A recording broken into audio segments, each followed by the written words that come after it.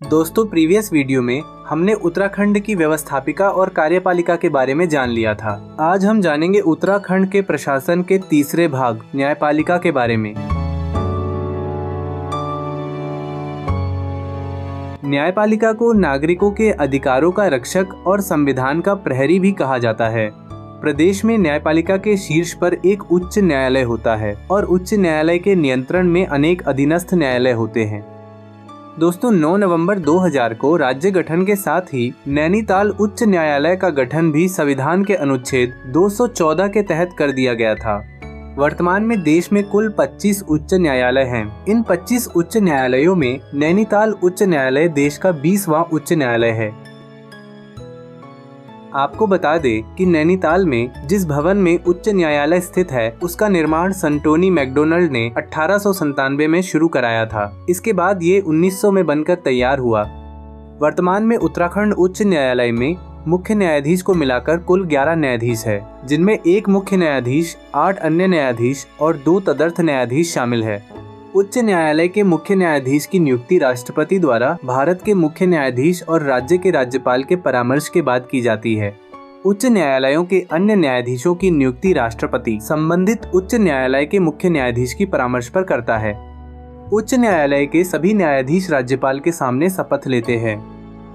उच्च न्यायालय के मुख्य न्यायाधीश का वेतन 2.5 लाख रुपए प्रतिमाह होता है और अन्य न्यायाधीशों का वेतन 2,25,000 रुपए प्रतिमाह होता है। उच्च न्यायालय के न्यायाधीश 62 वर्ष की आयु तक कार्य कर सकते हैं। उत्तराखंड उच्च न्यायालय के पहले मुख्य न्यायाधीश अशोक अभेंद्र देसाई थे और पहली महिला मुख्य न्यायाधीश रीतू बाहरी जी थीं।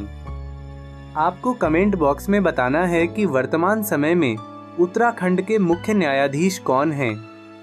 उत्तराखंड उच्च न्यायालय के पहले रजिस्ट्रार GCS रावत थे।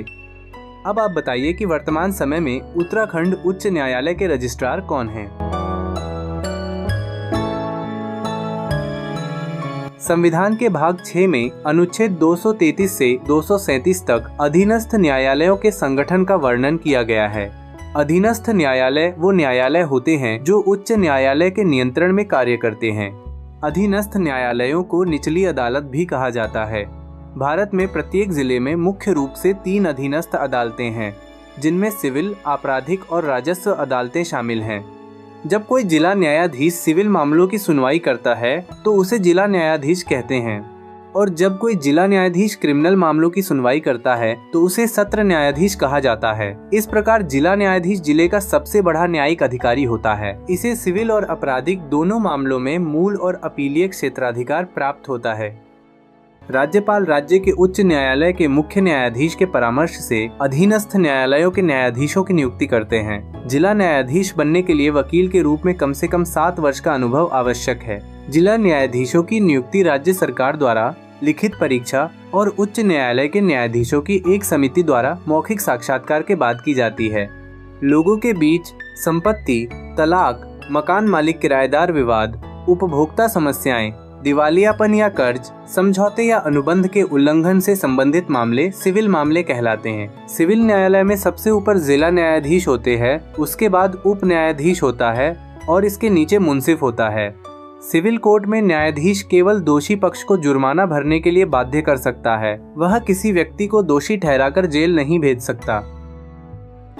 फौजदारी न्यायालय उन आपराधिक मामलों को संभालते हैं जहां कानून का उल्लंघन होता है। इन मामलों में चोरी, बलात्कार, हत्या, शारीरिक हमला, डकैती आदि शामिल हो सकते हैं। अगर आरोपी दोषी पाया जाता है तो अदालत जुर्माना, कारावास, आजीवन कारावास और मौत की सजा सहित कई तरह की सजा दे सकती है।